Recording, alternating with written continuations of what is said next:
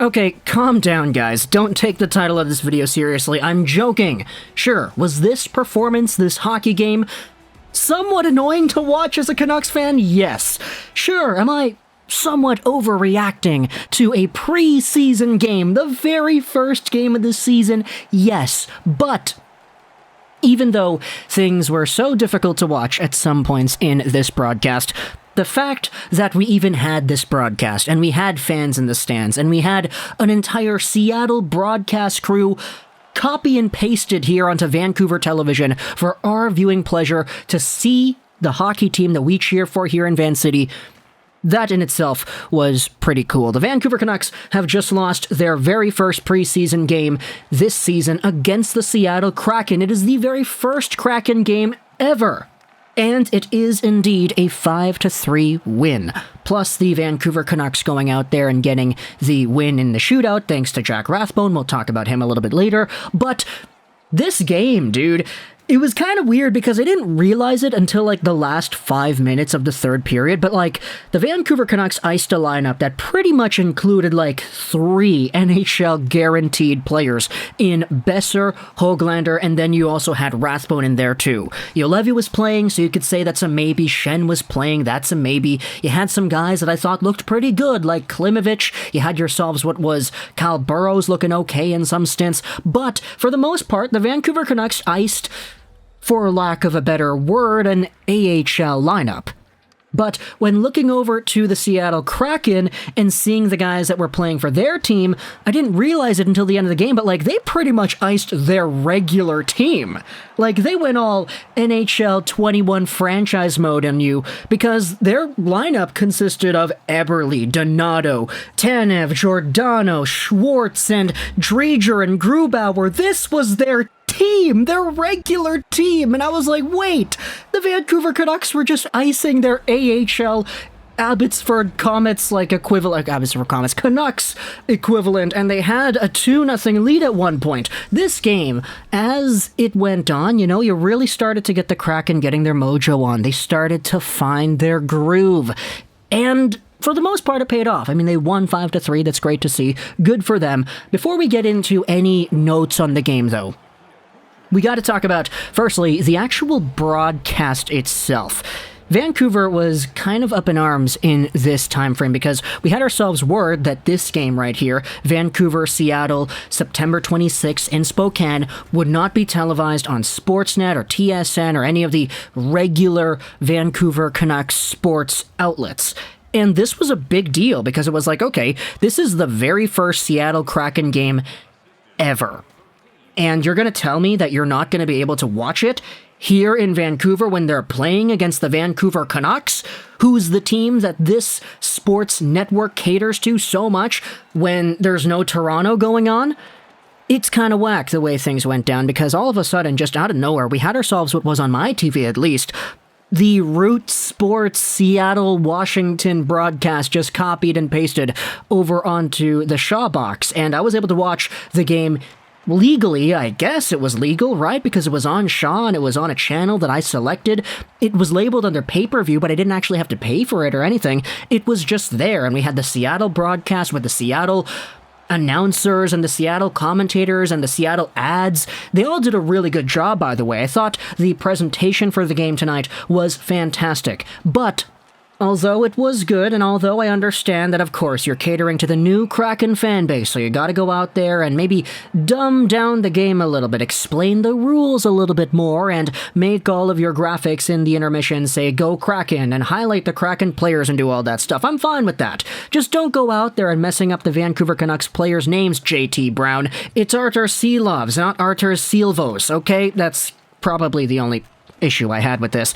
Either way, though, the Vancouver Canucks went out there and had themselves a game that was pretty fun to watch at the very beginning because we had ourselves what was the Seattle Kraken just trying to get things underway because, as it was noted on the broadcast in the intermission, the Kraken didn't actually start practicing any special teams until earlier this morning. And so when the Kraken got off to some pretty hot power play opportunities to kick off the game, It was kind of exhilarating just seeing everything go down the way it was. They were trying to pass it around. Artur Silovs was making some really great saves to kick off the game, and eventually it's Jack Rathbone who gets things on the board 1-0 as he escapes the penalty box, gets in on a breakaway, and goes right through Philip Grubauer. That is the 1-0 Vancouver lead right there. Speaking about special teams, the things got reversed later on in the first, as Vancouver had themselves a power play, and they looked fantastic. Boeser, Höglander, Klimovich, Rathbone, moving things around, passing things nicely. He had Nick Petan over there as well. Eventually, it is a Brock Boeser shot that goes off of, I think it was Carson Soucy in front, and bounces right by Grubauer. 2-0 Vancouver, and then things just kind of fell apart. The second period onwards was all Seattle as they kind of just clicked in their heads, okay, this is what we're up against. We're facing off against guys like Brad Hunt and Kyle Burrows and Olli Juolevi and a defensive core that isn't NHL caliber. Let's just go out there and show them what we've got. The Tanev, Sheahan, and Bastianlon goes out there and gives the Canucks a whole bunch of trouble. Cycling it down low, forcing it out in front. A pass reversed around the net for Sheahan in front. And Silovs, yeah, you're not stopping that, buddy. The puck was going around the other way, you didn't see it, it's in the back of the net, it's 2-1. Then you give it a few more minutes, and it's Jared McCann. Where have we heard that name before? Oh boy, Jared McCann. What a great player, isn't he? He goes out there and snipes the heck out of it after Silovs actually takes a McCann snipe to the neck earlier in the frame, so 2 shots in a row for McCann in that same fashion. He gets one to go, tying things up 2-2. Eventually, Ryan Donato gets a power play marker later on after some nifty passing along the goal line for Seattle. You really started to see the chemistry, the mojo, the vibes going on for this team. You started to see them come alive. And then the Vancouver Canucks tie things up 3-3. Nils Höglander with a high tip probably would have been called off in a regular NHL season game. But it's ultimately Kyle Burrows at the point, who actually had a pretty okay game. Obviously, he set this one up, but there were a few moments, in my opinion, especially on the PK, where he just kind of allowed things to happen around him by sprawling out Erik Goodbranson style in the slot. Not really the most effective defensive strategy, in my opinion, but he still was able to do some other things positively, like getting that puck to the goal. Höglander tips it in, it's tied 3-3, and then that's the last of Vancouver offense as the next goals come out for Seattle twice. It's geeky, and then it's geeky. Vancouver ultimately loses this one in a game that they just kind of let slip away from their fingers. And again, I'm not going to complain, it's the preseason, nobody cares about the preseason, it's just seeing everything go down like this. It was kind of funny because the broadcaster said it on the show that it didn't really feel like a preseason game. The energy in the building was buzzing. The fans were cheering. It was a loud crowd, and you can just see the emotional investment that these Spokane fans put towards the Seattle Kraken and their hockey team. It was crazy because I was like, yeah, this is the environment that we've been missing. And watching a Vancouver Canucks squad go out there, score some goals, let in some goals, play okay at some points and very poorly in other points, with that crowd reaction and that crowd energy in the background, it was like, yeah, this is the feeling we have been missing for a year and a half, almost 2 years now, when it comes to Vancouver Canucks hockey. Like, even though I was ticked off with how the Canucks were playing in points of this game, I just couldn't help but watch with a smile on my face, you know? At the end of the day, you were watching the Seattle Kraken fans and the Seattle Kraken hockey team go out there in their first ever showing and doing extraordinarily well. Sure, they were playing an AHL team, but this was cool to just watch unfold in front of my eyes. I was honestly pretty captivated by that, and even though this was a game where if you're watching it from the Vancouver point of view, you should probably be frustrated based off of how some of these guys played. Höglander, cough, cough, tossing pucks right into the middle, unannounced, straight to the opposition. My goodness, Höglander. You still have to remember, this is not the best lineup the Vancouver Canucks could have iced. They had like 3 NHL players, and the ones that were in the lineup weren't really playing their best.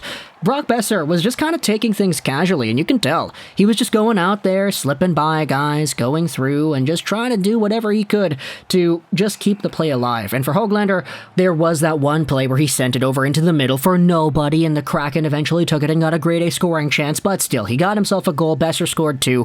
Both of these guys didn't score in the shootout, nor did Klimovich or Petan, nor did any of the Seattle Kraken guys either. But we still had ourselves, it was a pretty interesting performance. Rathbone looked pretty good. I liked his mobility, he was great.